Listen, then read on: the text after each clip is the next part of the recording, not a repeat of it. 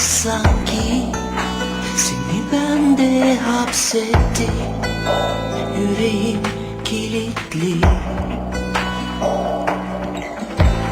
Ben odamda kokunla şimdi, konuştuğum duvar sessizdi. Adın nefesimdi. Buralar şimdi yangın yeri, yokluğun yangının alevi. Söyle gitmenin sebebi neydi? Buralar şimdi yangın yeri, yokluğun yangının alevi. Söyle gitmenin sebebi neydi? Gözümü kapatsam yüzünü görür müyüm?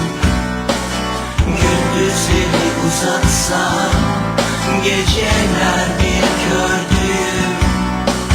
Kapıları kapatsam yalnız üşür müyüm? Bir kuş olup da uçsam üzerine süzülür müyüm?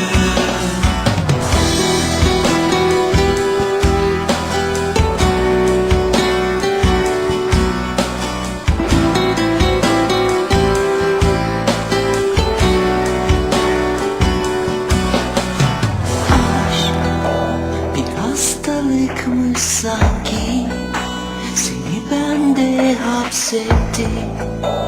Yüreğim kilitli. Ben odamda kokunla şimdi, konuştuğum duvar sessizdi. Adın nefesimdi. Buralar şimdi yangın yeri, yokluğun yangının alevi.